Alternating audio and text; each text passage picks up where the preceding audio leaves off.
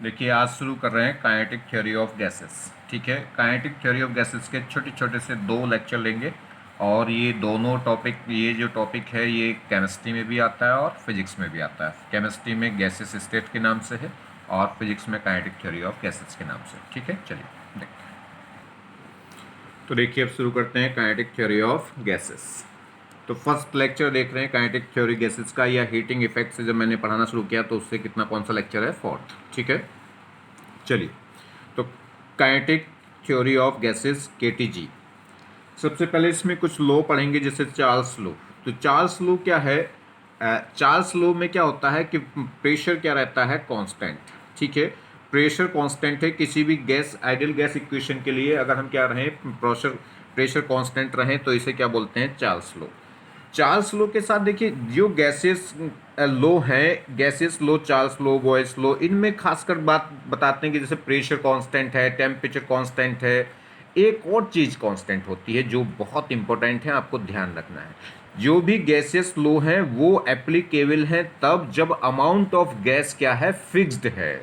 तो यहाँ पे चार्ल्स लो में प्रेशर तो कांस्टेंट है, साथ में अमाउंट ऑफ गैस भी फिक्स्ड होगा, यानी कि उसके नंबर ऑफ मोल्स क्या होंगे, फिक्स्ड होंगे।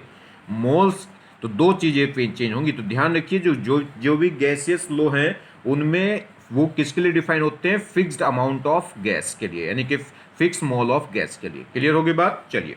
तो चार्ल्स लो में हम देखते हैं, तो चार्ल्स लो में प्रेशर क्या रहेगा, कांस्टेंट। तो गैस इक्वेशन होती क्या है, पीवी इक्वल टू एनआरटी होती है। ठीक, तो यहाँ पे हमने क्या कर दिया, प्रेशर कांस्टेंट कर दिया, आर कांस्टेंट होता है, ये गैस कांस्टेंट, और अमाउंट ऑफ गैस भी क्या होगी, कांस्टेंट होगी। तो p constant, n constant, R constant, तो क्या बचा, वी बचा और टी बचा। तो कांस्टेंट टर्म्स को तो आप क्या कर सकते हैं, देखिए इसको आपको ऐसे लिख सकते हैं, v इक्वल टू होगा, इस p को अपॉन ले आइए, तो v इक्वल टू होगा n are upon p into t. N constant, R constant, और अपॉन में जो p आएगा वो कांस्टेंट, ये कांस्टेंट टर्म्स हो जाएगी। तो v डायरेक्टली प्रोपोर्शनल हो जाएगा किसके, t के। ठीक है, अब अगर हम इसका ग्राफ ड्रॉ करें, ग्राफ क्या बता रहा है, ये v डायरेक्टली प्रोपोर्शनल है t के। तो ये कह रहा है कि फिक्स अमाउंट ऑफ गैस के लिए, फिक्स अमाउंट ऑफ गैस के लिए अगर टेम्परेचर क्या हो, कांस्टेंट हो, कांस्टेंट प्रेशर पे जैसे जैसे आप टेम्परेचर बढ़ाएंगे वैसे वैसे वॉल्यूम क्या होगा, इंक्रीज। तो ये चार्ल्स लॉ क्या बता रहा है कि फिक्स अमाउंट ऑफ गैस के लिए, यानी कि जो भी लॉ होगा ये किसके लिए एप्लीकेबल होगा, फिक्स अमाउंट ऑफ गैस के लिए, यानी कि फिक्स मोल्स ऑफ गैस के लिए। तो फिक्स अमाउंट ऑफ गैस के लिए क्या करेंगे, कांस्टेंट प्रेशर पे टेम्परेचर अगर आप क्या करेंगे, इंक्रीज, तो वॉल्यूम भी क्या होगा, इंक्रीज होगा। तो जिस कह सकते हैं वी अपॉन टी का जो रेशो है वो क्या रहेगा, कांस्टेंट रहेगा। अगर हम बात करें यहाँ पे तो v upon t is equal to हो जाएगा एन आर अपॉन पी, और ये क्या होगा, एक कांस्टेंट टर्म्स होगी। क्लियर हो गई बात, क्योंकि देखिए n constant fix amount of gas है, आर कांस्टेंट, और पी क्या है, हमने चार्ल्स लॉ में क्या लिया है, कांस्टेंट लिया है। तो v अपॉन टी क्या है, वो कांस्टेंट होगा, यानी कि v अपॉन टी का रेशो क्या रहेगा, कांस्टेंट। या कह सकते हैं v1 upon T one equal होगा v2 अपॉन टी2। क्या कह सकते हैं, v डायरेक्टली प्रोपोर्शनल होगा टी के। अब इसका ग्राफ देखें, तो v डायरेक्टली प्रोपोर्शनल टी का इसका मतलब क्या है, इसका मतलब है कि जैसे जैसे आप टेम्परेचर बढ़ाएंगे वैसे वैसे वॉल्यूम भी क्या होगा, इंक्रीज। तो v जैसे से आप टेम्परेचर बढ़ाएंगे वैसे वैसे वॉल्यूम भी इंक्रीज होगा। तो ये ग्राफ कैसा आएगा, स्ट्रेट लाइन। देखिए जो ग्राफ है, ग्राफ का स्लोप क्या होगा, इसका स्लोप अगर हम बात करें तो स्लोप कैसे निकलता है, किसी भी ग्राफ का जब स्लोप निकालते हैं तो परपेंडिकुलर क्वांटिटी को डिवाइड करते हैं बेस क्वांटिटी से, क्योंकि स्लोप होता है टेन थीटा, टेन थीटा होता है परपेंडिकुलर अपॉन बेस। तो परपेंडिकुलर क्वांटिटी को बेस क्वांटिटी से डिवाइड करिए, तो कि v अपॉन टी क्या होगा, इसका स्लोप। तो अगर v और t कर्व का मुझे स्लोप निकालना है तो वो कैसे करेंगे, परपेंडिकुलर क्वांटिटी को बेस क्वांटिटी से डिवाइड करो, यानी कि v को t से डिवाइड करो, तो वो किसके इक्वल आ रहा है, एन आर अपॉन, यानी कि एन आर अपॉन पी, और ये क्या है, कांस्टेंट टर्म्स है। तो इसका स्लोप कैसा आ रहा है, कांस्टेंट, और जब भी स्लोप कांस्टेंट होता है तो इसका मतलब ग्राफ कैसा होगा, डायरेक्टली, यानी कि बिल्कुल स्ट्रेट लाइन। ये यहां भी कह सकते हैं, जब मैं v और t में ग्राफ ड्रॉ करूंगा तो इसकी v की पावर कितनी है 1 और t की पावर भी कितनी है 1, और जब पावर इक्वल हो तो ग्राफ कैसा होता है, स्ट्रेट लाइन। ठीक है, तो इसका जो स्लोप है कांस्टेंट है और कैसा है, प्लस का है, प्लस का है तो ग्राफ कहां जाएगा, ऊपर, और कांस्टेंट है तो कैसा होगा, स्ट्रेट लाइन। ठीक है, ये जो स्लोप है वो स्लोप कैसे निकला, परपेंडिकुलर क्वांटिटी को बेस क्वांटिटी से डिवाइड करिए, यानी कि v अपॉन टी से, v अपॉन टी क्या बताएगा, उसका स्लोप, और वो किसके इक्वल आ रहा है, कांस्टेंट क्या आ रहा है। तो ये कांस्टेंट कैसा है, प्लस है और कांस्टेंट है, प्लस है तो ग्राफ में आ जाएगा ऊपर, और कांस्टेंट है तो कैसा रहेगा, स्ट्रेट लाइन। अगर पूछे इस कर्व का स्लोप कितना है तो इसका स्लोप क्या हो गया, v अपॉन टी, और v अपॉन टी किसके इक्वल आ रहा है, एन आर पी के। क्लियर। चलिए एक क्वेश्चन देख लीजिए इस पे। जैसे ये कह रहा है ये v और t का हमें ग्राफ दे रखा है। अब ये क्या है, v और t डायरेक्टली प्रोपोर्शनल होते हैं कब, जब प्रेशर क्या हो जाए, कांस्टेंट हो जाए, वो भी किसके लिए, फिक्स अमाउंट ऑफ गैस के लिए। अब कांस्टेंट प्रेशर है, जो प्रेशर कांस्टेंट है, देखिए कांस्टेंट प्रेशर में 1 atm भी कर सकता हूं, तो मैंने प्रेशर फिक्स कर दिया कितना, 1 atm। तो मान लीजिए ग्राफ ये आ रहा है, मैंने कांस्टेंट फिक्स कर दिया, मान लीजिए प्रेशर कितना, प्रेशर आपके कांस्टेंट किस पे ले लिया, 2 atm पे। तो जो प्रेशर जो कांस्टेंट है वो कांस्टेंट भी तो अलग अलग वैल्यू हो सकती है, 1 atm भी 1 atm पे कांस्टेंट कर सकते हैं, 2 atm पे कांस्टेंट कर सकते हैं, 10 atm पे कांस्टेंट कर सकते हैं। तो जैसे जैसे कांस्टेंट प्रेशर की वैल्यू बदलेगी वैसे वैसे ग्राफ लेफ्ट या राइट होगा, यानी कि इसका स्लोप घटेगा या बढ़ेगा। ठीक है, देखिए जैसे अगर मैं क्या करूंगा, प्रेशर स्लोप यही तो है और ये कांस्टेंट है, अगर मैं P की कांस्टेंट वैल्यू बढ़ाऊं, अगर मान लीजिए इस प्रेशर को मैं 1 atm पे कांस्टेंट कर रहा हूं तो एक टर्म्स आएगी, अगर मैं इसको 2 पे करूंगा तो एक दूसरी टर्म्स आएगी। तो जैसे ही प्रेशर को बढ़ाऊंगा तो स्लोप क्या होगा, घटेगा, क्योंकि P बढ़ाऊंगा तो स्लोप क्या होगा, डिक्रीज। तो यहाँ पे क्या है, इसका स्लोप अगर मैं बात करूं P1 और P2 की, तो इसका स्लोप किसका, P2 का स्लोप कम है और P1 का स्लोप क्या है, ज्यादा है। एंगल स्लोप किससे नापते हैं, हमेशा हॉरिजॉन्टल एक्सिस से नापते हैं और किधर, एंटी क्लॉकवाइज। और जितना बड़ा थीटा होगा उतना ज्यादा टेन थीटा होगा, जितना ज्यादा टेन थीटा उतना ज्यादा क्या होगा, स्लोप। तो यहाँ पर अगर मैं स्लोप देखूं तो P2 का स्लोप ज्यादा है कि P1 का, तो P1 का स्लोप ज्यादा है क्योंकि इसका एंगल ज्यादा है। ठीक है, तो इसका स्लोप ज्यादा हो गया। स्लोप ज्यादा कब होगा, जब P क्या होगा, कम, P कम होगा तो इसकी ओवरऑल वैल्यू क्या हो जाएगी, बढ़ जाएगी। तो इसका मतलब जिसका स्लोप कम है उसका प्रेशर क्या हो गया, जिसका स्लोप कम है उसका प्रेशर क्या हो गया, ज्यादा हो गया। ठीक है, तो इसका स्लोप कम है तो इसका मतलब P2 ज्यादा होगा किससे, P1 से। P2 ज्यादा होगा किससे, P1 से। स्लोप जितना कम उतना प्रेशर क्या होगा, ज्यादा। देखिए इनवर्सली प्रोपोर्शनल है। ठीक है, चलिए ये तो एक तरीका ओरल हुआ, एक और तरीका है, तरीके बहुत सारे हैं इसमें छांटने के। देखिए तो अगर P और B का स्लोप पूछे तो वो कितना हो जाएगा, आप सीधी इक्वेशन लिखे करो जल्दी, P B equal to NRT। वो हमसे पूछ रहा है कि इस कर्व का स्लोप बताइए, तो जो आप स्लोप कैसे निकलेगा, परपेंडिकुलर क्वांटिटी को बेस क्वांटिटी से डिवाइड करिए, तो P अपॉन B क्या होगा, इसका स्लोप होगा। तो यहां से P अपॉन B कर दो, यानी कि V के अपॉन में क्या, वो P अपॉन T कर दो, तो P के अपॉन में क्या कर देंगे, T, तो ये P इधर पहुंच जाएगा, तो P V अपॉन T क्या हो जाएगा, NR अपॉन P। ये क्या हो गया, स्लोप हो गया। और डिफरेंट डिफरेंट P की वैल्यू के लिए स्लोप क्या हो जाएगा, डिफरेंट डिफरेंट हो जाएगा। डिफरेंट डिफरेंट मॉल्स के लिए भी क्या हो जाएगा, ये स्लोप क्या हो जाएगा, डिफरेंट डिफरेंट। ये फिक्स जो अमाउंट है वो भी तो चेंज हो सकता है, 2 मोल पे फिक्स कर दिया, 3 मोल पे फिक्स कर दिया, 4 मोल पे फिक्स कर दिया, ऐसे प्रेशर की वैल्यू 1 पे फिक्स कर दी, 2 पे फिक्स कर दी। तो प्रेशर बढ़ाऊंगा तो स्लोप घटेगा, मोल्स बढ़ाऊंगा तो भी स्लोप बढ़ जाएगा। ठीक है, चलिए अब एक और तरीका है, बहुत बेसिक सा तरीका, और समझिए। इनने हमें V और T ग्राफ दे रखा है और ये कह रहा है कि जिसके V T का जो ग्राफ है वो स्ट्रेट लाइन होता है, अभी हमने देखा है। वो कह रहा है कि जब हमने प्रेशर कांस्टेंट कितना रखा था, P1, जब कांस्टेंट प्रेशर की वैल्यू P1 है तब तो स्लोप कर्व ये था, और जब हमने कांस्टेंट प्रेशर की वैल्यू P2 रखी तब ये है। तो बताइए P1 और P2 में से कौन बड़ा है या कौन इक्वल है, इनमें से करेक्ट आंसर चॉइस करना है। तो देखिए आप क्या करो, किसी भी एक पॉइंट पे लाइन ड्रॉ करिए। ठीक है, ये लाइन क्या हो रही है, इस ग्राफ को यहां कट कर रही, तो ये तो वैल्यू हो गई किसकी, ये वैल्यू हो गई से P2 के लिए यानी कि V2 की, और ये P1 को कहां कट कर रही है, यहां पे, तो ये वैल्यू किसकी हो गई, V2 की। कांस्टेंट टेम्परेचर पे एक पर्टिकुलर टेम्परेचर ले लिया, इस पर्टिकुलर टेम्परेचर पे मैंने लाइन बढ़ा दी, तो इस टेम्परेचर पे ये वॉल्यूम कितना है, V2। इस टेम्परेचर पे इसके लिए वॉल्यूम कितना होगा, उसे V1 बोल दिया। P1 के लिए जो वॉल्यूम है उसे V1 बोल दिया, और P2 के लिए जो वॉल्यूम है उसे V2 बोल दिया। तो देखिए कांस्टेंट टेम्परेचर पे V2 बड़ी है कि V1 बड़ी है, V1 बड़ी है क्योंकि यहाँ वॉल्यूम बढ़ता जा रहा है। चलिए तो V1 बड़ा हुआ V2 पे, किससे पता चल रहा है कि V1 बड़ा है V2 से, ग्राफ से पता चल रहा है। ग्राफ देखने से पता चल रहा है कि V1 बड़ा है V2 से किसी पर्टिकुलर कांस्टेंट टेम्परेचर पे। मैंने टेम्परेचर की वैल्यू फिक्स कर ली, किसी एक पर्टिकुलर टेम्परेचर पे वॉल्यूम की वैल्यू देख ली। तो ये ग्राफ जब मैंने ऊपर लाइन बढ़ाई तो ये लाइन इस P2 वाले ग्राफ को यहाँ कट करती है, तो उसकी रेस्पेक्टिव वैल्यू कौन हो गई, ये हो गई वॉल्यूम V2। और इसको यहाँ कट करती है तो इसके रेस्पेक्टिव वॉल्यूम क्या हो गया, ये हो गया V1। ठीक है, तो इसमें साफ साफ दिखाई दे रहा है कि V1 बड़ा है किससे, V2 से। तो V1 बड़ा है V2 से, कैसे पता चला, ग्राफ देखने से पता चल रहा है। कब पता चल रहा है, टेम्परेचर को कांस्टेंट रखते हुए किसी एक पर्टिकुलर टेम्परेचर पे। चलिए तो PV इक्वल टू NRT लगाओ, PV equal to NRT, amount of gas fix है, R बैलेंसी कांस्टेंट होता है और T मैंने फिक्स लिया है।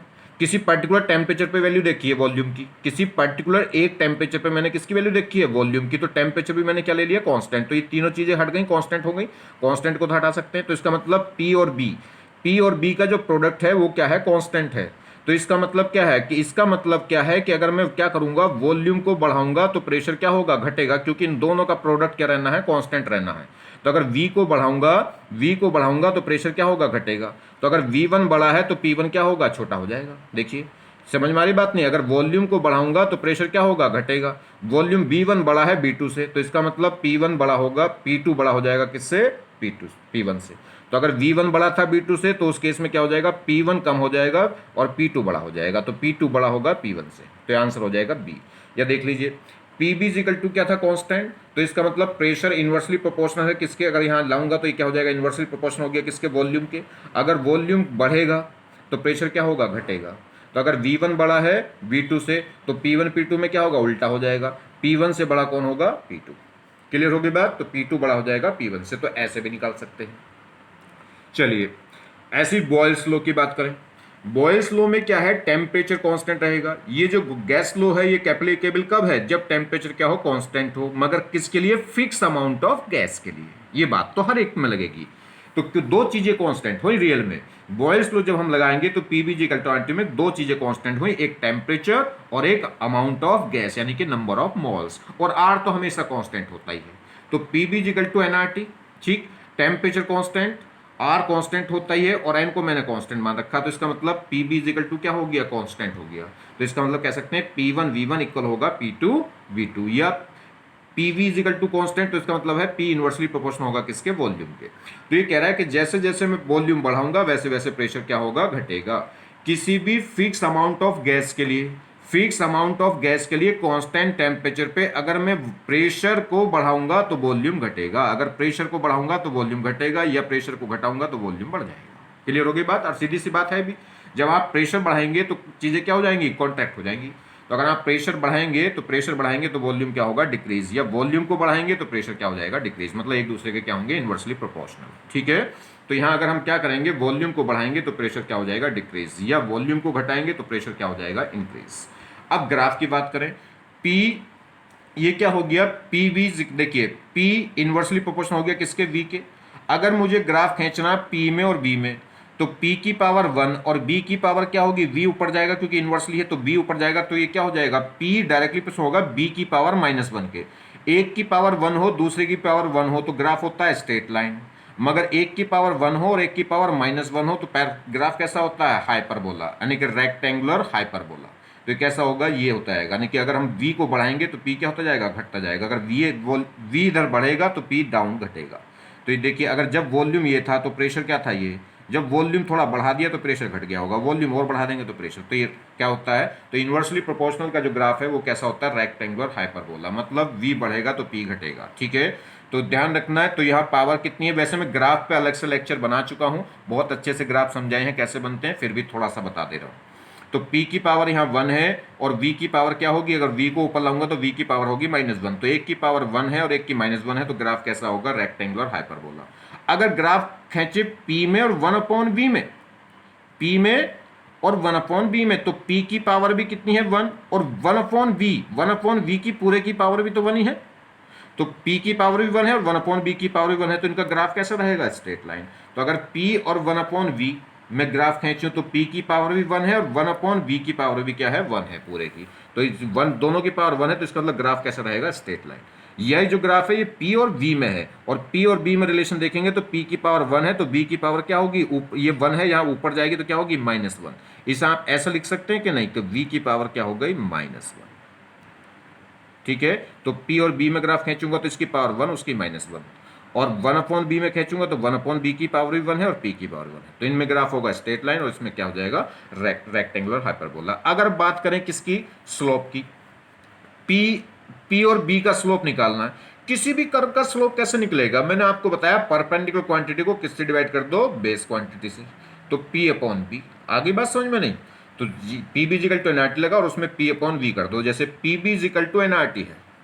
अब इसका स्लोप कैसे निकलेगा जी, परपेंडिकुलर क्वांटिटी को किससे डिवाइड कर दो, बेस से डिवाइड कर दो, तो आप क्या करो, इसे V से क्या कर दो, डिवाइड करो। v से डिवाइड करोगे तो ये v से तो v कैंसिल हो जाएगा, मगर मुझे p अपॉन v तो चाहिए, तो आप b स्क्वायर से क्या कर दो, दोनों तरफ डिवाइड कर दो, तो एक v से तो एक v कट जाएगा, p अपॉन v बचेगा और यहाँ हो जाएगा n are upon v square. तो इसका स्लोप कैसा हो जाएगा, n are upon v square आ जाएगा, क्योंकि इधर आ जाएगा p अपॉन v। यह इसका स्लोप पूछे तो परपेंडिकुलर क्वांटिटी को किससे डिवाइड कर दो, बेस क्वांटिटी से। तो परपेंडिकुलर क्वांटिटी तो है p और बेस कौन है, 1 अपॉन बी, तो p को डिवाइड करो 1 अपॉन बी से, और 1 अपॉन बी कहाँ पहुंच जाएगा, ऊपर तो हो जाएगा pb। तो इसका जो स्लोप है वो किसके इक्वल हो जाएगा, pb के, और pb की वैल्यू किसके इक्वल आ रही है, देखो एन आर टी के आ रही है। तो इसका जो स्लोप है वो कैसा है, एन आर टी।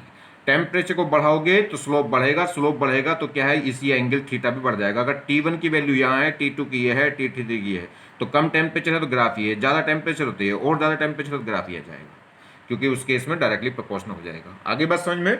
इसमें भी देखिए, इसमें भी दो हो सकते हैं, जैसे ग्राफ ये आ जाए, ये आ जाए, ये आ जाए अलग, एक बार ग्राफ यहाँ खींच दिया, एक बार यहाँ खींच दिया, एक बार यहाँ खींच दिया, तो वो क्या होगा, इसका जो स्लोप है वो कितना आ रहा है, वो आ रहा है P अपॉन बी। जब निकालेंगे यहाँ से तो आएगा P अपॉन वी इक्वल आएगा n are upon v square, n are upon v square. तो डिफरेंट डिफरेंट क्या होगा, v पे क्या होगा, डिफरेंट डिफरेंट v पे ग्राफ डिफरेंट डिफरेंट हो जाएगा, मगर इसमें हमने क्या लिया है, टेम्परेचर डिफरेंट लिया है, तो टेम्परेचर पे तो ये क्या होगा, n R T upon v square होगा। ठीक है, तो यहाँ पे देखिए टेम्परेचर, जैसे जैसे हम क्या करेंगे, टेम्परेचर बढ़ाएंगे तो पूरा स्लोप क्या होगा, बढ़ेगा।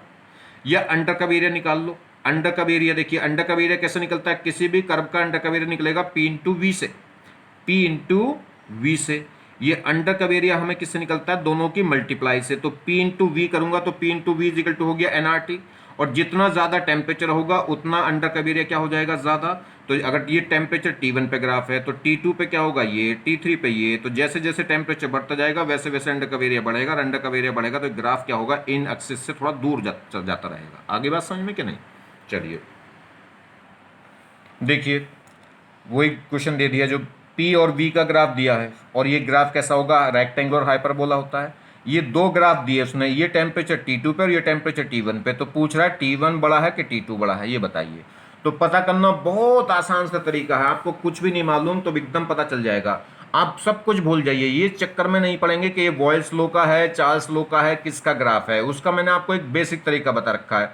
जो भी हॉरिजॉन्टल क्वांटिटी हो उसके उसके किसी पॉइंट पे फिक्स करिए, उस किसी एक पर्टिकुलर पॉइंट पे, नहीं कि इस पॉइंट पे वॉल्यूम फिक्स है तो एक पर्टिकुलर कांस्टेंट वॉल्यूम पे यानी कि किसी पर्टिकुलर एक पॉइंट पर आप लाइन खींच दीजिए, जो क्या करे, दोनों ग्राफों को कट करे।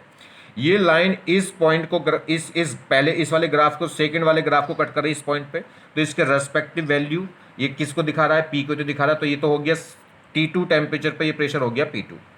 अब आगे देखिए, ऊपर इसको फर्स्ट वाले को कहाँ कट कर रहे हैं, यहाँ, तो इसका रेस्पेक्टिव प्रेशर क्या हो गया, ये P1। तो T1 पे प्रेशर कितना हो गया, ये P1। चलिए, P1 बड़ा है कि P2 बड़ा है, P1 बड़ा है और P2 छोटा है। तो यहाँ से साफ साफ ग्राफ से मुझे पता चल रहा है कि P1 बड़ा है P2 से, P1 बड़ा है P2 से। किससे पता चला, ग्राफ के देखने से पता चलता है कि P1 बड़ा है P2 से। अब PB इजिकल टू क्या है, NRT है, PB इजिकल टू NRT है। इसमें क्या कांस्टेंट है हमें नहीं पता, उसने टेम्परेचर कांस्टेंट रखा, प्रेशर रखा, वॉल्यूम रखा, मैंने तो अपनी तरफ से कांस्टेंट करा, किसको, वॉल्यूम को। तो अमाउंट ऑफ गैस तो कांस्टेंट होगी, फिक्स हमेशा, n तो कांस्टेंट रहेगा, क्योंकि कोई भी गैसेस लो है तो वो हमेशा पीबी का ग्राफ, पी और टी का ग्राफ, बी और टी का ग्राफ सब गैसेस लो के लिए है, तो क्या होगा, किस पे होगा, फिक्स अमाउंट ऑफ गैस पे होगा। तो n तो फिक्स, r फिक्स। अब मैंने क्या फिक्स करा है, मैंने वॉल्यूम फिक्स करा है, तो वॉल्यूम भी फिक्स। तो क्या बचा, P और T बचा, तो P डायरेक्टली प्रोपोर्शनल हो गया किसके, T के। तो P डायरेक्टली प्रोपोर्शनल हो रहा है T के, मतलब इसका मतलब क्या है कि प्रेशर बढ़ेगा तो टेम्परेचर भी बढ़ेगा, बस बात खत्म हो गई। प्रेशर बढ़ेगा तो टेम्परेचर भी बढ़ेगा। अगर P1 बड़ा है P2 से तो T1 भी बड़ा होगा T2 से, तो T1 बड़ा हो जाएगा T2 से। आगे बात समझ में नहीं, सिंपल सा तरीका है, ज्यादा चक्कर में पड़ना मत, ठीक। और दूसरा तरीका, अब अगर आप गैसेस लॉ के थ्रू करना चाहते हो तो वो सेकंड तरीका है। ये इसका अंडर का एरिया निकाल लो, इस ग्राफ का T2 ग्राफ का अंडर का एरिया कम है और T1 का अंडर का एरिया बड़ा होगा, देखो यहां तक। और अंडर का एरिया निकलेगा किससे, दोनों क्वांटिटी को मल्टीप्लाई करिए। अगर दोनों क्वांटिटी को मल्टीप्लाई करता हूं तो क्या निकल कर आता है, अंडर का एरिया। और परपेंडिकुलर क्वांटिटी को बेस क्वांटिटी से डिवाइड करता हूं तो क्या आता है, स्लोप। चलिए, अंडर का एरिया मुझे साफ साफ पता चल रहा है कि अंडर का एरिया एक इसका कम है और उसका ज्यादा है, ठीक है। उसका जो अंडर का एरिया वो यहां से लेकर यहां तक होगा और इस वाले का ये होगा सिर्फ। तो देखिए P इंटू वी निकालो, तो पी बी इजिकल टू कितना होता है, एन आर टी होता है, बच्चे बच्चे को पता है। इसका अंडर कब एरिया किससे आएगा, P इंटू वी से, और पी बी इजिकल टू क्या होता है, एन आर टी। एन भी फिक्स है, आर भी फिक्स है। टेम्परेचर को देख लो, जिसका अंडर कब एरिया ज्यादा उसका टेम्परेचर भी ज्यादा। देखो तो यहाँ पे जो अंडर कब एरिया है वो आ गया p b is equal to n R T. N भी फिक्स है, आर भी फिक्स है, तो जिसका टेम्परेचर अधिक होगा उसका पी बी ज्यादा होगा। पी बी ज्यादा होगा मतलब अंडर कब एरिया ज्यादा होगा। ठीक, तो अंडर कब एरिया कब ज्यादा होगा, जब टेम्परेचर ज्यादा होगा। और अंडर कब एरिया किसका ज्यादा है, T1 का, तो इसलिए मतलब T1 ज्यादा है, तो T1 बड़ा होगा किससे, T2 से। वो भी वही आंसर बता रहा था। तो जैसे आप चाहो वैसे निकाल सकते हैं। चलिए यहाँ देखें, तो ये मैंने स्टार्टिंग ये जनरल मेथड बताया, ये ज़्यादा बेस्ट है। ठीक है, उसमें ज़्यादा सोच बेस्ट, कोई सा भी बेस्ट है वैसे, तो आप देख लो जो आपको अच्छा लगे। ये देखिए, ये क्या है, गैलुसाक लो। गैलुसाक लो में क्या है, वॉल्यूम कांस्टेंट होता है और साथ में अमाउंट ऑफ गैस तो फिक्स रहेगा ही, क्योंकि नहीं तो एप्लीकेबल नहीं होगा। तो p b is equal to क्या होता है, एनआरटी। इसमें वॉल्यूम फिक्स कर दिया, एन तो फिक्स होता ही है और आर भी फिक्स होता है, तो क्या हो गया, पी डायरेक्टली प्रोपोर्शनल हो गया किसके, टी के। तो जैसे जैसे हम प्रेशर बढ़ाएंगे वैसे वैसे क्या होगा, टेम्परेचर बढ़ेगा। अगर मुझे ग्राफ खींचना पी में और टी में, तो देखिए इसकी पावर भी कितनी है 1 और इसकी पावर भी कितनी है 1, तो दोनों की पावर सेम है और प्लस की है, तो क्या होगा, ग्राफ स्ट्रेट लाइन होगा। क्लियर, और कांस्टेंट होगा। अगर मैं स्लोप की बात करूं तो स्लोप होगा कितना इसका, तो परपेंडिकुलर क्वांटिटी को किससे डिवाइड करो, बेस क्वांटिटी से। तो P अपॉन टी निकाल लो यहाँ से, p v equal to n R T लिख के। तो P अपॉन टी, तो T को अपॉन में लिया हो, तो P अपॉन टी क्या बचेगा, एन आर अपॉन में क्या जाएगा, B। तो इसका स्लोप होगा कितना, एन आर अपॉन बी होगा।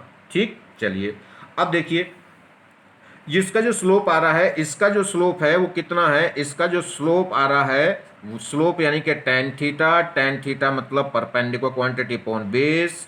ठीक है, और वो किसके इक्वल हो गया, एन आर अपॉन बी के। तो ये है स्लोप, और ये स्लोप है कैसा, प्लस का है और कांस्टेंट है।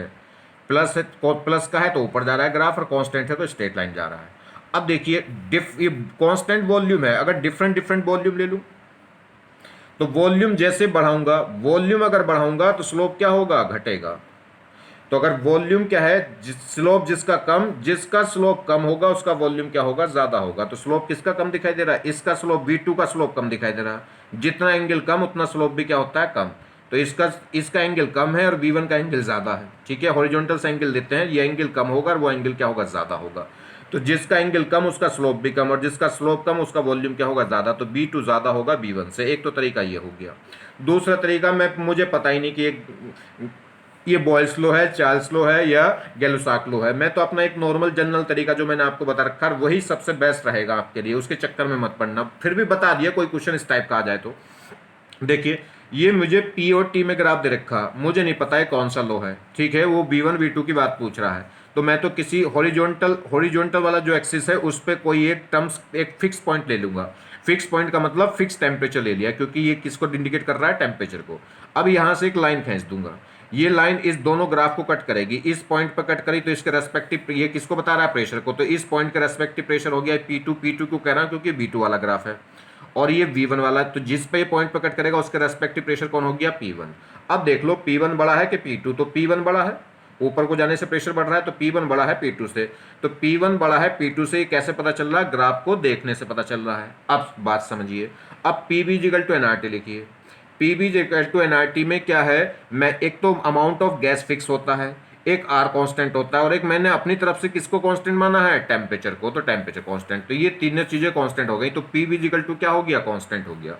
PB इक्वल टू कांस्टेंट का मतलब है कि अगर आप प्रेशर को बढ़ाओगे तो वॉल्यूम क्या होगा, घटेगा, या कह लो P इनवर्सली प्रोपोर्शनल होगा किसके, वॉल्यूम के, मतलब उल्टे होंगे ये। तो अगर P1 बड़ा होगा P2 से तो B2 बड़ा हो जाएगा V1 से, तो B2 बड़ा हो जाएगा V1 से। देखो आ गया वही आंसर, B2 बड़ा हो गया V1 से, वहां भी वही आ रहा था। क्लियर। देखिए जी, आइडियल गैस इक्वेशन। अब आइडियल गैस इक्वेशन सभी जानते हैं, PB इक्वल टू एनआरटी, जहां पे N क्या होता है, नंबर ऑफ मोल्स। ठीक है, तो नंबर ऑफ मोल्स कैसे निकलते हैं, मोल कॉन्सेप्ट में मैंने बहुत सारे तरीके बताए हैं। वैसे आपको जनरली ये फॉर्मूला सबसे ज्यादा प्रचलित है कौन सा, यानी कि कह सकते हैं weight of amount upon molecular weight, यानी कि mass of gas divided by molecular weight, या कह सकते हैं number of atom divided by Avogadro number. बाकी तो वो आपको मोल कॉन्सेप्ट में बता रखे हैं, बहुत तरीके से नंबर ऑफ मोल्स निकाले जा सकते हैं। तो जनरली जो मोल्स है वो कैसे निकलता है, वेट अपॉन मोलिकुलर वेट। ठीक है, मास ऑफ गैस, जो भी सब्सटेंस हम जिसके भी मोल निकाल रहे हैं उसका mass divided by molecular weight. चलिए आर की वैल्यू सबको पता है कितनी होती है, 8.31। ठीक, यूनिट क्या हो जाएगी इसकी, अगर यूनिट की बात करेंगे तो यूनिट होती है जूल, यानी कि joule mole inverse kelvin inverse, मतलब एनर्जी की यूनिट अपॉन मोल की यूनिट और अपॉन टेम्परेचर की यूनिट। अब एनर्जी की यूनिट आप जूल में ले लो, कैलोरी में ले लो, ठीक है, मोल की तो यूनिट मोल में ली जाएगी, टेम्परेचर की यूनिट आप किस में ले लो, केल्विन में ले लो, डिग्री सेंटीग्रेड में ले लो, तो वो डिफरेंट डिफरेंट हो जाएंगी। चलिए, तो पीबी जिकल टू क्या हो गया, एनआरटी। यहां से अगर मैं बात करूं कैसे आ रहा है ये आर की यूनिट, ये यूनिट आई कैसे, जरा समझ लो। तो पी भी इक्वल टू एनआरटी है। तो प्रेशर, प्रेशर क्या होता है, फोर्स अपॉन एरिया। तो प्रेशर होता क्या है, फोर्स अपॉन एरिया। तो फोर्स, फोर्स अपॉन एरिया, तो फोर्स की यूनिट क्या हो गई, न्यूटन, और एरिया की हो गई मीटर स्क्वायर। इनटू ये क्या है, वॉल्यूम, वॉल्यूम की यूनिट क्या होगी, metre cube, is equal to, and ये क्या है, मोल्स, तो मोल की यूनिट तो मोल है, आर की यूनिट में जो निकालनी है, और टेम्परेचर की यूनिट क्या हो गई, केल्विन। जरा सोल्व करिए इसको। तो यहां से देखिए, ये मीटर स्क्वायर से मीटर क्यूब कटा, कितना बचा, मीटर।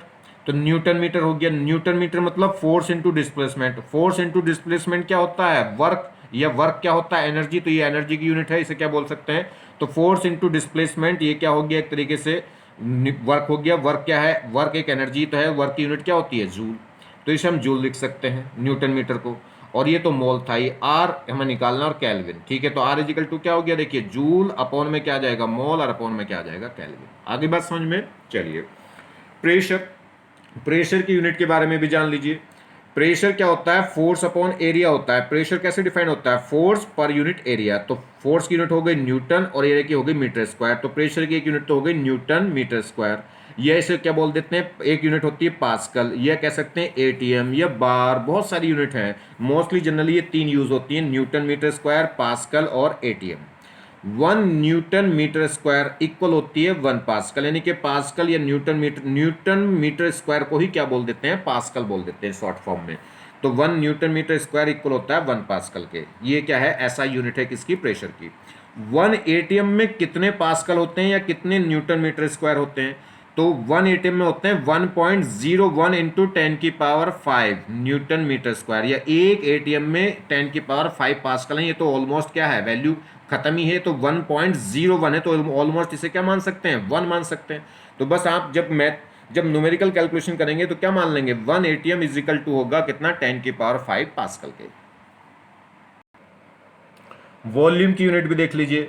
वॉल्यूम की यूनिट होगी एक तो मीटर क्यूब, ये तो ऐसा यूनिट हो गई, और एक होती है लीटर। ठीक है, तो अगर हम बात करें एक लीटर में कितने मीटर क्यूब होते हैं, 10⁻³ मीटर क्यूब, या उल्टा कह लो, एक मीटर क्यूब में कितने लीटर होते हैं, 1000 लीटर।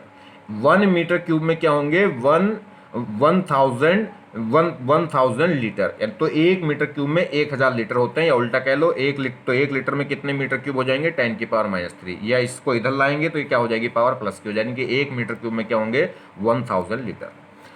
1 मोल में आने वाले जो मोलिक्यूल्स हैं, एक मोल में कितने मोलिक्यूल्स हैं, या कह लो एक मोल में कितने पार्टिकल हैं, उसे क्या बोलते हैं, एवोगैड्रो नंबर बोलते हैं। ठीक है, और उसकी वैल्यू होती कितनी है, 6.022 इंटू 10⁻23। किसी भी सब्सटेंस के एक मोल में कितने पार्टिकल होते हैं, एन के इक्वल। तो ऐसे कहेंगे कि 1 मोल में आने वाले कितने मोलिक्यूल्स होंगे, एन। तो 3 मोल में कितने मोलिक्यूल्स आएंगे, 3 इंटू एन। ऐसी एन मोल में कितने मोलिक्यूल्स आएंगे, एन इंटू एन। तो एक मोल में इतने मोलिक्यूल्स, तो 3 में कितना हो गया, इंटू 3 इंटू एन मोल में कितने मोलिक्यूल्स हो गए, एन इंटू एन। ठीक है, तो नंबर ऑफ मोलिक्यूल्स किससे आ गए, n into n. Number of molecules को किससे इंडिकेट कर देते हैं, एन से। तो एन इज इक्वल टू क्या हो गया, number of moles into Avogadro number. तो क्या नंबर ऑफ पार्टिकल्स निकालने हैं, या कह सकते हैं नंबर ऑफ मॉलिक्यूल्स निकालने हैं, तो वो कैसे निकलेंगे, नंबर ऑफ मोल्स, और एक मोल्स में कितने पार्टिकल होते हैं या कितने मॉलिक्यूल्स होते हैं, एन के इक्वल एवोगैड्रो के नंबर। ठीक है, तो ऐसे यहां से एक मोल की फॉर्मूला भी आ सकता है। तो मोल इज इक्वल टू क्या आएगा, number of particles divided by Avogadro number. चलिए, ये एक और है, आर गैस कांस्टेंट को हम ऐसे भी लिख सकते हैं, आर इज इक्वल टू होता है एन इंटू के। आर इज इक्वल टू क्या होगा, एन अपॉन के। समझिए, आर क्या है, गैस कांस्टेंट, एन एवोगैड्रो, और के एक नई टर्म्स आ गई, बोल्ट्जमैन कांस्टेंट। क्या बोलते हैं इसे, बोल्ट्जमैन कांस्टेंट। आर तो गैस कांस्टेंट है, एन क्या है, एवोगैड्रो नंबर है, और के की वैल्यू क्या होती है, के को क्या बोलते हैं, बोल्ट्जमैन कांस्टेंट। क्लियर, ध्यान रखिए। तो आर की जगह हम क्या यूज कर सकते हैं, आर की जगह पीबी इजिकल टू एनआरटी में, पीबी इजिकल टू एनआरटी में आर की जगह क्या यूज कर सकते हैं, एन ए अपॉन के, या के को डिफाइन करोगे तो के कैसे डिफाइन हो जाएगा, अगर हम के की बात करें तो के इज इक्वल टू होगा आर अपॉन एन ए, यानी कि गैस कांस्टेंट पर मोलिक्यूल, क्योंकि एन ए का मतलब क्या है, इतने मोलिक्यूल, तो इसे डिवाइडेड बाय पर मोल, तो गैस कांस्टेंट पर मोल, क्योंकि एन ए क्या होता है, नंबर ऑफ मोलिक्यूल्स होते हैं, या कह सकते हैं नंबर ऑफ पार्टिकल्स होते हैं एक मोल में, तो उससे डिवाइड कर दें तो वो क्या कहलाता है, के। तो के इज इक्वल टू होगा आर अपॉन एन ए, मतलब गैस कांस्टेंट पर मोलिक्यूल, क्योंकि एक मोल में इतने तो मोलिक्यूल होते हैं। ठीक है, चलिए डिग्री ऑफ फ्रीडम, ये बड़ा इंपॉर्टेंट टॉपिक है, यहीं से अक्सर क्वेश्चन पूछा जाता है। ठीक है, इस टॉपिक में अगर फिजिक्स में क्वेश्चन पूछता है तो मोस्टली क्वेश्चन यहीं से पूछता है डिग्री ऑफ फ्रीडम पे, एफ से इंडिकेट करते हैं। ये बड़ी इंपॉर्टेंट बात है, इसको जरा ध्यान से समझिए, बहुत ही प्यारे से मैं आपको समझाऊंगा। देखिए डिग्री ऑफ फ्रीडम होती क्या है पहले तो ये समझो, और फिर ये कैसे कैलकुलेट होगी वो बाद में बताएंगे। तो डिग्री ऑफ फ्रीडम क्या है, number of independent way, number क्या कह रहा है, the number of independent way of a system can have energy is defined as degree of freedom. Number of independent way, number of क्या निकालने हैं, वे निकालने हैं, किस कौन से इंडिपेंडेंट वे, किसके, इस सिस्टम के, कौन से वे, can have energy in, can have energy is defined as degree of freedom. कोई भी सिस्टम कितने इंडिपेंडेंट तरीके से अपने पास एनर्जी रख सकता है, वो क्या कहलाती है, डिग्री ऑफ फ्रीडम। ऐसे समझो, किसी भी कोई सिस्टम है, सिस्टम के लिए इंपॉर्टेंट चीज क्या है, एनर्जी, और आदमी के लिए इंपॉर्टेंट चीज क्या होता है, पैसा। तो कोई भी आदमी अपने पैसे को कितने ढंग से अपने पास रख सकता है, कितने तरीकों से अपने पास अपने पैसे को रख सकता है जो एक दूसरे से क्या रहे, इंडिपेंडेंट रहे। तो कैसे रख सकता है, जैसे आदमी अपने बैंक अकाउंट में रखे पैसा, वो तो डायरेक्ट क्या है, अपने देखिए अपने डायरेक्ट पैसे के रूप में रख रखा है, सिर्फ पैसा है, बैंक में जमा कर दे या बैंक से निकालेगा तो पैसे ही देंगे बैंक वाले, ये नहीं देंगे कि टॉफी ले जाओ। ठीक है, तो एक तो पैसे के नगद पैसे के रूप में रख सकता है, दूसरा ढंग क्या है, वो जमीन खरीद के डाल सकता है। ठीक है, अपने पैसे से क्या कर दिया, प्लॉट खरीद दिया, मकान खरीद दिया, जमीन खरीद दी, एक तरीका ये हो गया। तीसरा तरीका वो क्या करे, इंपॉर्टेंट कुछ कीमती चीजें खरीद ले, जैसे गोल्ड खरीद ले, या और कीमती चीजें क्या हैं, क्या कर ले, स्टोर कर ले अपने घर में, तो उस कीमती चीजों के रूप में भी क्या कर सकता है, अपने पैसे को स्टोर कर सकता है, यानी कि ज्वेलरीज के रूप में, जमीन जायदाद के रूप में, और एक नगद पैसे के रूप में। ठीक है, तो अपनी जो इनकम है, अपनी जो उसकी कह सकते हैं, यानी कि उसकी अपनी जो एक वैल्यू है पैसे की, ठीक है, उसकी मनी, जो अपनी मनी को डिफरेंट रूप से क्या कर सकता है, स्टोर कर सकता है। तो ऐसे ही कह रहा है कि कोई भी सिस्टम कितने इंडिपेंडेंट तरीके से एनर्जी को स्टोर कर सकता है, वो कहलाता है डिग्री ऑफ फ्रीडम। तो डिग्री ऑफ फ्रीडम क्या हुआ, टाइप हुआ, वे हुआ एनर्जी को स्टोर करने का, जो एक दूसरे से इंडिपेंडेंट हो। इंडिपेंडेंट मतलब जमीन जो खरीद कर डाल दी उस पैसे का, उससे मतलब नहीं है कि घर में कितनी ज्वेलरी रखी है, घर में जो ज्वेलरी है वो इस बात पर डिपेंड नहीं कर रही कि बैंक में कितना करेंसी यानी कि डायरेक्ट पैसा रखा है। ठीक है, चलिए, तो क्या अब कोई भी जो पार्ट सिस्टम है वो एनर्जी को किन किन तरीके में रख सकता है, एक तो ट्रांसलेशन ट्रांसलेशन की फॉर्म में, ट्रांसलेशन मतलब मोशन, मूव कर रहा है, कोई भी आदमी मूव कर रहा है तो इसका मतलब एनर्जी है, तभी तो मूव कर रहा है। कोई भी पार्टिकल मूव कर रहा है तो इसका मतलब तो मोशन कैसा हो सकता है, ट्रांसलेशन मोशन। ट्रांसलेशन मतलब यानी कि ए से बी पॉइंट पे पहुंच जाए, बी से सी पे पहुंच जाए। रोटेशन मोशन में क्या है, जैसे क्या है, कोई भी लट्टू क्या है एक जगह घूमने दे, कोई भी पंखा क्या है, जैसे छत का पंखा, सीलिंग क्या है, एक उसकी जो ब्लेड्स हैं वो आपस में रिवॉल्व कर रहे हैं, तो रोटेशन मोशन की फॉर्म में हो सकती है। तो ट्रांसलेशन मोशन की फॉर्म में एनर्जी रख सकता है, रोटेशनल मोशन की फॉर्म में रख सकता है, और एक वाइब्रेशन मतलब नाचने लगे। वाइब्रेशन क्या है, वाइब्रेशन जब होता है जब टेम्परेचर बहुत ज्यादा हाई हो जाए, यानी कि क्या हो जाए, कंपन होने लगे। ठीक है, तो वाइब्रेशन तो वाइब्रेशन की फॉर्म में, तो मोशन की फॉर्म में रख सकता है, वाइब्रेशन की फॉर्म में। मोशन में भी दो टाइप के हो गए, ट्रांसलेशन मोशन और रोटेशनल मोशन। ठीक है, चलिए, ये ट्रांसलेशन मोशन और रोटेशनल मोशन कब होते हैं, जब रूम टेम्परेचर हो, और जैसे टेम्परेचर क्या करेंगे, हाई करेंगे, तो साथ में वाइब्रेशन आने लगेगा हर एक चीज में, हर एक चीज क्या करने लगती है, वाइब्रेट करने लगती है, कांपने लगेगी। चलिए, अब बात करते हैं एटॉमिक गैस के लिए। अब एटॉमिक गैस ये है मोनोएटॉमिक गैस। मोनोएटॉमिक गैस मतलब ऐसी गैस जो एक ही एटम से मिलकर बनी है। डाई एटॉमिक गैस मतलब जो क्या है, एक से ज्यादा, मतलब कि जो दो एटमों से मिलकर बनी है। और पॉली एटॉमिक गैस मतलब हो गया जिसमें दो से ज्यादा एटम हो, जैसे हीलियम, नियोन, आर्गन, ये नोबल गैसेस हैं। इन नोबल गैसेस में हीलियम गैस में एक ही तो एटम है हीलियम का, नोबल गैस में एक ही तो एटम है, और आर्गन गैस में एक ही एटम है। तो ये क्या कहलाएंगी, मोनो एटॉमिक गैस। ठीक है। जैसे बात कर लें H2, तो H2 में हाइड्रोजन गैस में H2 हाइड्रोजन एटम के कितने एटम आ रहे हैं, H2 गैस में हाइड्रोजन एटम के दो एटम आ रहे हैं, तो वो कहलाएगी डायटोमिक। जैसे N2, तो नाइट्रोजन गैस में नाइट्रोजन एटम के कितने एटम आ रहे हैं, 2। ठीक है, तो वो कहलाएगी डायटोमिक। चलिए, तो मोनोटोमिक गैस की बात कर रहे हैं, एग्जाम्पल जैसे हीलियम, नियोन, आर्गन। तो मोनोटोमिक गैस में क्या होगा, ट्रांसलेशन मोशन होगा। ट्रांसलेशन मोशन होता है इनमें। ठीक है, ट्रांसलेशन मोशन कैसा, ट्रांसलेशन मोशन भी क्या है, ट्रांसलेशन मोशन का मतलब किसी एक पर्टिकुलर लाइन की तरफ क्या है, वो भगा चला जा रहा है, एक लीनियर मोशन उसमें हो रहा है।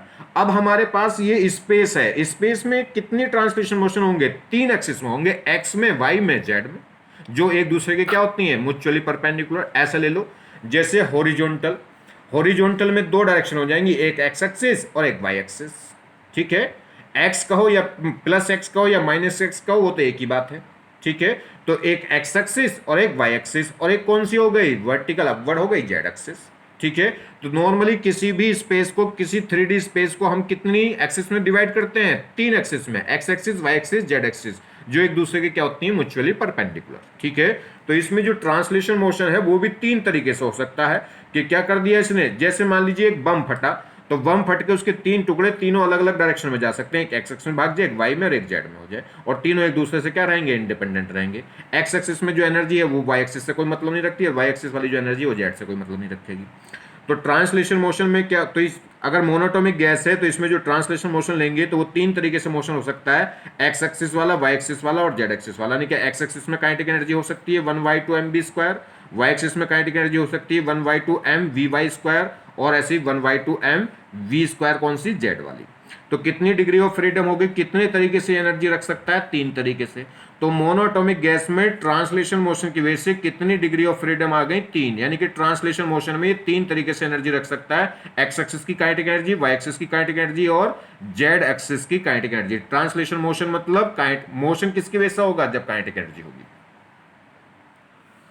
तो देखिए, मोनो एटॉमिक गैस में अगर हमने देखा ट्रांसलेशन एनर्जी, तो ट्रांसलेशन एनर्जी के 3 वे हो गए, एक जेड एक्सिस में, एक जेड एक्सिस की काइनेटिक एनर्जी, एक वाई एक्सिस की और एक एक्स एक्सिस की, एक्स वाई जेड एक्सिस, तीनों अलग अलग एक्सिस की काइनेटिक एनर्जी। तो 3 डिग्री ऑफ फ्रीडम तो वहां से हो गई, किसकी वजह से, ट्रांसलेशन मोशन की वजह से। अब बात करते हैं रोटेशनल मोशन। रोटेशनल मोशन की अगर हम बात करेंगे तो रोटेशनल मोशन, जो मोनोटोमिक गैस है उसमें रोटेशनल मोशन नहीं होता। क्यों नहीं होता, वो रोटेट नहीं कर सकती क्या, बिल्कुल भी नहीं करेगी रोटेट। रोटेट करने के लिए दूसरा सब्सटेंस चाहिए ही चाहिए। जैसे आप क्या करेंगे, पंखे की, इनके अगर मान लीजिए छत का पंखा है, उसकी ब्लेड्स अगर रिवॉल्व कर रही हैं, तो उसे रिवॉल्व करने के लिए, बांधे रखने के लिए एक पाइप लग रहा है जो छत से जुड़ रहा है और पंखे में है, वो सेकंड एटम हो गया जो उन्हें बांधे रख रहा है। आप क्या करेंगे, एक धागे में एक पत्थर बांध के गोल गोल घुमा रहे हैं, तो वो कब तक घूम रहा है, जब तक वो धागा और आपका हाथ, आप उस धागे को आपके हाथ में पकड़ रखा है।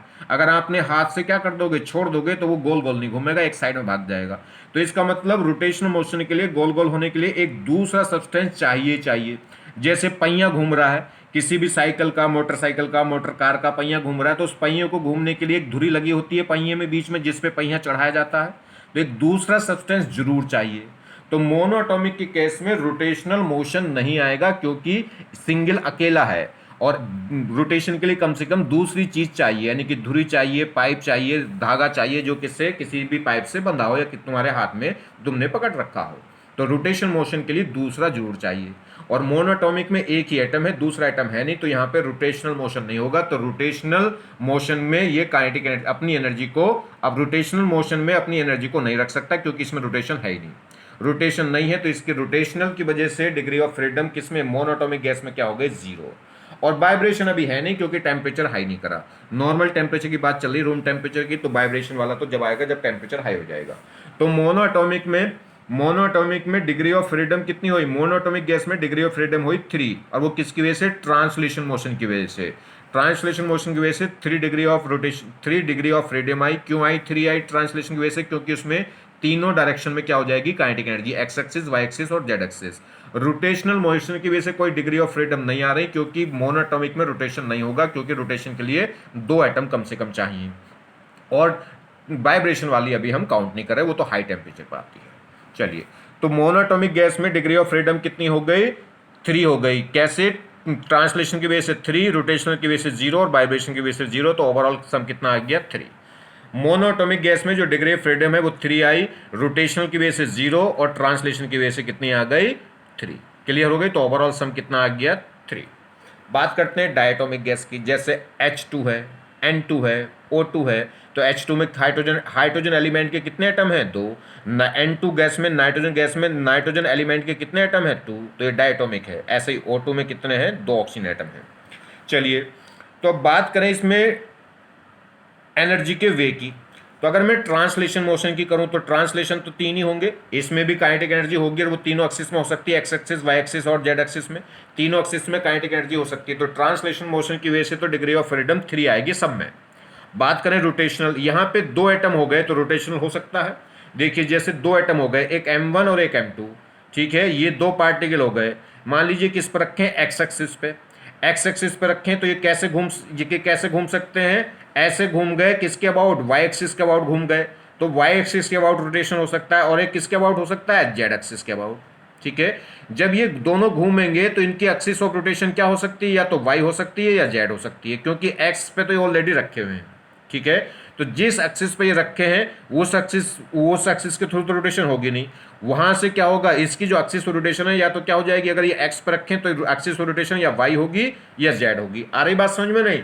देखिए, या तो ये वाई के अबाउट घूम जाएंगे ऐसे, या ये जेड के अबाउट घूम जाएंगे ऐसे। क्लियर होगी बात, और खुद के अबाउट नहीं घूमेंगे। ठीक है, दोनों को घूमना है, क्योंकि ये इधर जब ये भागेगा, देखिए ये जब इसे रोटेट करेंगे तो सेंट्रीफ्यूगल फोर्स बाहर भगाने की कोशिश करेगा, ये बांधे रखेगा तो ये क्या कर जाएगा, गोल गोल घूम जाएगा। ऐसे ही ये फिक्स होगा तो ये जब घूमने की कोशिश करेगा तो ये से बांधे रखेगा, गोल गोल घूम जाएगा। तो इसमें क्या होगा, तो रोटेशनल मोशन, जब भी 2 एटम आ गए तो रोटेशनल मोशन तो हो जाएगा। और रोटेशनल मोशन क्या है, 3 एक्सिस होती हैं, एक्स वाई जेड, तो कोई सी एक एक्सिस पे तो वो फिक्स हो जाएंगे, और बाकी 2 एक्सिस के अबाउट क्या कर सकते हैं, रोटेट कर सकते हैं। यानी कि जब ये रोटेट करेंगे तो इनकी एक्सिस ऑफ रोटेशन या तो एक्स होगी या वाई होगी। तो रोटेशनल की वजह से कितनी आएंगे, 2 आएंगे, एक तो एक्स एक्सिस हो जाएगी और एक जेड एक्सिस हो जाएगी, अगर वो वाई एक्सिस में रखे हैं तो। अगर वो वाई एक्सिस पर रखें तो कौन कौन सी होंगी, एक एक्स हो जाएगी और एक जेड हो जाएगी। अगर वो जेड पर रखें तो रोटेशन एक्सिस एक एक्स हो जाएगी और एक वाई हो जाएगी। मतलब तीनों एक्सिस में से कोई सी एक पे वो रखे होंगे और बाकी 2 एक्सिस के थ्रू क्या कर जाएंगे, वो रोटेट कर जाएंगे। तो रोटेशनल की वजह से कितनी एक्सिस में रोटेशनल काइनेटिक एनर्जी आएगी, रोटेशनल काइनेटिक एनर्जी कितने में आएगी, 2 एक्सिस में आएगी, या तो एक्स में और ये वाई में और जेड में, अगर वो एक्स पर रखे हैं तो रोटेशनल काइनेटिक एनर्जी कितनी एक्सिस में डिवाइड होगी, 2 में, तीनों में एक साथ नहीं हो सकती, क्योंकि कोई सी एक पे तो वो फिक्स होंगे। क्लियर होगी बात। तो ट्रांसलेशन की वजह से कितनी हो गई, 3, रोटेशनल की वजह से कितनी हो गई, 2, तो ओवरऑल डायटोमिक में डिग्री ऑफ फ्रीडम कितनी हो गई, 5। तो डायटोमिक में रूम टेम्परेचर पे, वाइब्रेशन नहीं यूज कर रहे, तो डायटोमिक में रूम टेम्परेचर पे डिग्री ऑफ फ्रीडम कितना हो गया, 5 क्यों हो गया, क्योंकि ट्रांसलेशन से आ गया 3 और रोटेशनल से कितना आ गया, 2। ट्रांसलेशन से 3 क्यों आया, क्योंकि तीनों एक्सिस के अबाउट होगा, एक्स वाई जेड, और रोटेशनल मोशन से 2 क्यों आया, क्योंकि केवल 2 एक्सिस में होगा, या तो एक्स वाई या वाई जेड या जेड एक्स। क्लियर हो गई। अभी वाइब्रेशन वाली हम इसमें काउंट नहीं कर रहे क्योंकि रूम टेम्परेचर की बात कर रहे हैं। चलिए, कुछ एनर्जी की बात कर लें। ये क्या है, आरएमएस स्पीड, एक एवरेज स्पीड और एक मोस्ट प्रोबेबल स्पीड। ये 3 स्पीड होती हैं जो जनरली क्या है, चर्चा में रहती हैं। ठीक है, इन तीनों को पढ़ेंगे, इन 3 में भी ज्यादा इंपॉर्टेंट क्या रहेगी, आरएमएस। चलिए, आरएमएस स्पीड, एवरेज स्पीड और एक मोस्ट प्रोबेबल स्पीड। ठीक है, चलिए आरएमएस स्पीड के बारे में पढ़ते हैं। आरएमएस स्पीड क्या है, इसे बोलते हैं रूट मीन स्क्वायर स्पीड। क्या बोलते हैं इसे, रूट मीन स्क्वायर स्पीड। कैसे निकलेगी, हमारे पास कोई पार्टिकल सिस्टम है, पार्टिकल सिस्टम मतलब बहुत सारे पार्टिकलों से मिलकर बना हुआ एक सिस्टम। ठीक, उसमें पार्टिकल हो गए 1 2 3 4 5 6, तो उनकी डिफरेंट स्पीड होगी।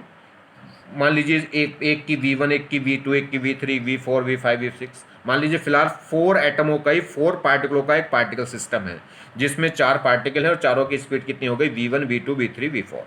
तो हमें क्या निकालना है, उसका रूट मीन स्क्वायर स्पीड निकालनी है। तो पहले तो क्या करो, स्क्वायर, तो उल्टा चलिए, उल्टा पकड़िए इसको, स्क्वायर, तो इनका स्क्वायर करो जी, v1 square v2 square v3 square और v4 स्क्वायर, स्क्वायर कर दिया, v1 square v2 square v3 square v4 square. अब ये कह रहा मीन, मीन मतलब एवरेज, तो कितने हैं ये 4, तो एवरेज के मीन कैसे निकलेगा, चारों को ऐड करो और डिवाइडेड बाई क्या करेंगे 4। अगर ये 5 होते तो डिवाइड, पाँचों को ऐड करते डिवाइडेड बाई 5, अगर ये 10 होते तो 10 के 10 को ऐड करते डिवाइडेड बाई 4। तो स्क्वायर मीन का मतलब क्या है कि स्क्वायर का मीन, स्क्वायर का मीन कैसा होगा, इनका स्क्वायर करो फिर इनका सम करो, डिवाइडेड, मीन का मतलब क्या है, डिवाइड कर दो किससे, जितने ये पार्टिकल थे, तो ये आ गया मीन। अब क्या है आर, आर मतलब रूट, तो इसका पूरे का मीन का क्या लेना है, रूट, तो ये क्या हो गया, स्क्वायर हो गया, मीन हो गया और रूट हो गया, तो ये क्या कहलाएगी, स्क्वायर मीन, ये कहलाएगी root mean square velocity. Clear होगी बात। तो इसे कहाँ से पकड़ेंगे, उल्टा पकड़िए, स्क्वायर करिए फिर उसका मीन निकालिए फिर उसका रूट कर दीजिएगा। अब इसको सोल्व करें, यही वैल्यू, आरएमएस वैल्यू अगर हम गैसियस मॉलिक्यूल के लिए लगाएं तो गैसियस मॉलिक्यूल के लिए जो वीआरएमएस होती है वो कितनी होती है, √3RT/m, क्या होगी, √3RT/m, और m क्या है, मॉलिक्यूलर वेट होगा किसका, जिस भी गैस के लिए हम आरएमएस लगा रहे हैं। चलिए जी, अब देखिए बीआरएमएस, अगर हम गैसियस मॉलिक्यूल के लिए बात कर रहे थे तो बीआरएमएस क्या थी, 3RT, ठीक है, क्या था, 3RT/m था, 3RT/m। अब हम R की जगह क्या ले रहे हैं, K क्या होता है, बोल्ट्जमैन कांस्टेंट। तो इसे कैसे सोल्व करेंगे जी, तो यहां पर अगर K के टर्म्स में ले रहे हैं तो ये हो गया 3kT/m, ठीक है। अब वहां पे तो क्या था, मॉलिक्यूलर मास, और यहाँ m क्या है, मास ऑफ मॉलिक्यूल, एक मॉलिक्यूल का मास, मॉलिक्यूलर मास और एक मॉलिक्यूल के मास का अंतर मतलब जानते हो, मास ऑफ मॉलिक्यूल और मॉलिक्यूलर मास। मॉलिक्यूलर मास का मतलब तो होता है एक मोल सब्सटेंस का मास, मॉलिक्यूलर मास का मतलब होता है एक मोल मॉलिक्यूल्स का मास, एक मोल मॉलिक्यूल्स मतलब 6.022 इंटू 10⁻23 मॉलिक्यूलों का मास, ठीक। और mass of molecule small m से लिखा है तो इसका मतलब क्या हो गया, mass of molecule, mass of molecule का मतलब है सिर्फ एक मॉलिक्यूल का मास, ठीक है। तो वो कैसे, तो ये कैसे करेंगे जी, कैसे आया ये, तो अभी मैंने आपको बताया था रिलेशन, क्या रिलेशन बताया था, मैंने आपको रिलेशन बताया था कि जो R है, R होता है Na/K, यही तो होता है।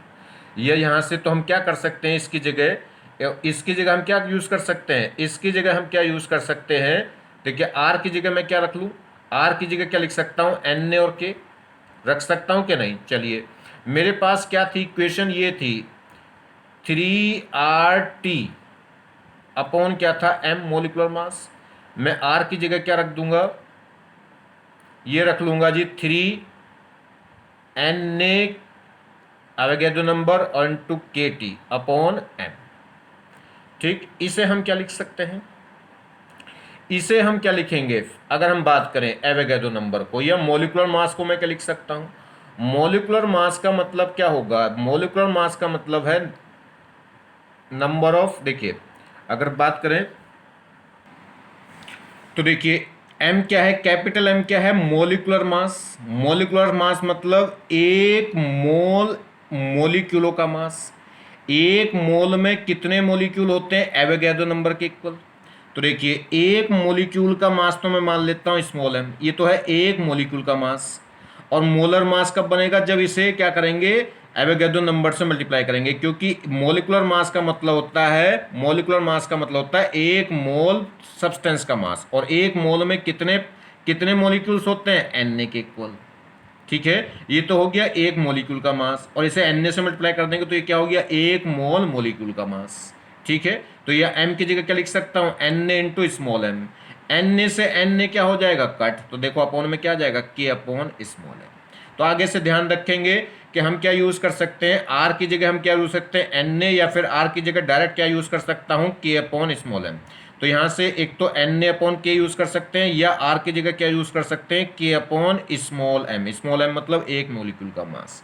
तो डायरेक्ट ये बातें ध्यान रखें थोड़ी सी। चलिए, तो VRMS वैल्यू क्या हो गई, वो क्या हो गई 3RT अपॉन कैपिटल एम, या के की फॉर्म में लिखेंगे तो आर की जगह क्या रखेंगे, के रखेंगे तो क्या हो जाएगा 3KT upon small m. Small m मतलब एक मॉलिक्यूल का मास और कैपिटल एम मतलब मोलर मास। चलिए दूसरा, अगर हम किस में ले लें, डेंस प्रेशर की फॉर्म में लें, तो प्रेशर की फॉर्म में जो आरएमएस वैल्यू है वो कितनी होती है 3P अपॉन रो, जहां P क्या है प्रेशर है गैस का, रो क्या है डेंसिटी है उस गैस की। ठीक है, इसे बहुत डिटेल में पढ़ेंगे जब हम क्या पढ़ेंगे 11th का ही टॉपिक पढ़ेंगे, कौन सा, यानी कि वेव्स। ठीक है, जब वेव्स वाला टॉपिक पढ़ेंगे तब वहां देखेंगे कैसे कैसे चेंज होती है। फिलहाल तो आप ध्यान रख लो।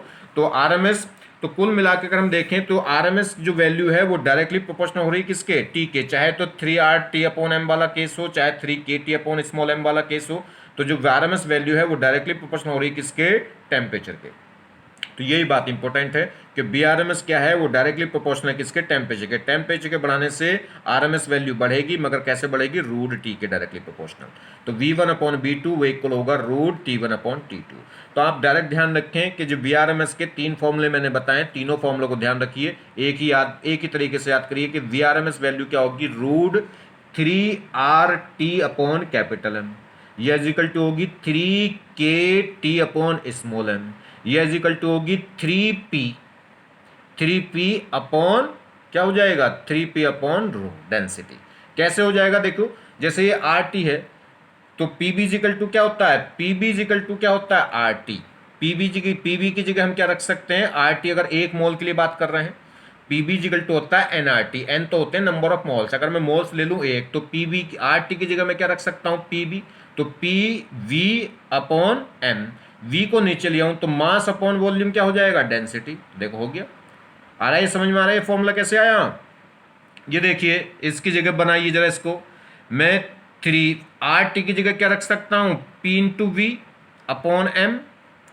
अब इस वॉल्यूम को अपॉन में ले आइएगा तो ये क्या हो गया 3P upon m upon v, mass upon volume क्या होगा, डेंसिटी हो जाएगी, तो 3P upon rho.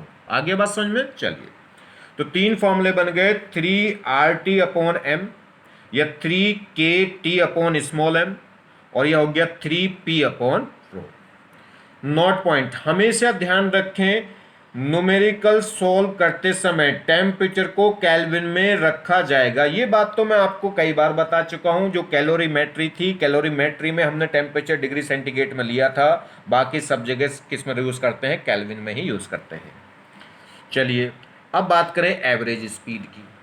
Average speed क्या है, एवरेज तो आप निकाल चुके हैं। मान लीजिए हमारे पास एक पार्टिकल सिस्टम है V1 V2 V3, तो उनके पार्टिकलों की हर एक की स्पीड एक की V1 V2 V3 V4 जितने भी होंगे डिवाइडेड बाय क्या कर देंगे, m नहीं n होगा, डिवाइडेड बाय, अगर ये m पार्टिकल है तो डिवाइडेड बाय m, और n पार्टिकल है तो डिवाइडेड बाय n। यहाँ पे ये जो नंबर है क्या है, नंबर ऑफ पार्टिकल्स हैं।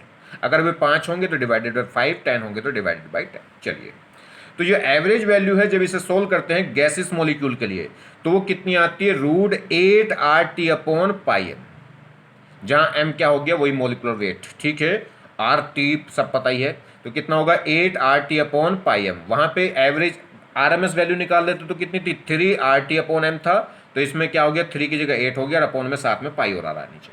अगर K की फॉर्म में रखेंगे तो K की जगह हम क्या रख लेंगे, जब R हटाएंगे तो क्या रखेंगे, तो R की जगह हम क्या रख लेंगे, R की जगह हटा के रख लेंगे K। अगर ये R की जगह क्या आएगा K, तो वहाँ कैपिटल M की जगह क्या जाएगा, स्मॉल m। अब के क्या, स्मॉल m क्या होगा, मास ऑफ मॉलिक्यूलर, वो था मॉलिक्यूलर मास, मतलब ये 1 मोल का मास है, 1 मॉलिक्यूल का मास है, और वो n क्या था, 1 मोल मॉलिक्यूल का मास था। चलिए प्रेशर की फॉर्म में लेंगे तो फिर वही, ये पूरा टर्म्स क्या हो गई थी, यानी कि RT upon m, RT upon m है। अगर इसे मैं K की फॉर्म में लिखूंगा तो KT अपॉन स्मॉल m था, और इसको या डेंसिटी की प्रेशर की फॉर्म में लिखेंगे तो क्या हो जाता है, RT अपॉन एम क्या हो जाता था, P अपॉन रो। वो तो सेम रहेगा, वहां पे कांस्टेंट क्या था 3, यहाँ पे कांस्टेंट कौन है 8 upon pi, 8 upon pi, 8 upon pi, बाकी तो फॉर्मूले वैसे ही हैं। उसमें क्या था 3, इसमें क्या है 8 अपॉन पाई। ठीक है, RT अपॉन एम, या KT अपॉन स्मॉल एम, या P upon rho. Clear. Most probable speed, most probable मतलब जो जनरली अधिकतर पार्टिकलों की पाई जाती है उसे बोल देते हैं मोस्ट प्रोबेबल, है ना, जो मोस्ट कॉमन हो जाए। एवरेज का मतलब आप जानते ही हैं। चलिए तो मोस्ट प्रोबेबल स्पीड, तो मोस्ट प्रोबेबल स्पीड क्या होगी, उसमें इसमें जो कांस्टेंट है वो कौन है 2। तो अब तो बस याद हो गए। तो क्या होगा, root 2 R T upon M. R T upon M को अगर के टी में लेंगे तो के टी अपॉन स्मॉल एम, और अगर प्रेशर में लेंगे तो प्रेशर अपॉन डेंसिटी। बस इसमें कांस्टेंट कौन है, 2। तो अब बात ध्यान हो गई कि अगर हम बात करें आरएमएस की, अगर मैं बात करूं आरएमएस, ठीक है, यहां देख लो, अगर मैं बात करूं आरएमएस, तो आरएमएस, और फिर मैं बात करूं किसकी, एवरेज की, और फिर मैं बात करूं किसकी, यानी कि मोस्ट प्रोबेबल की। तो इसकी, इसमें तो कितना होता है, रूट 3।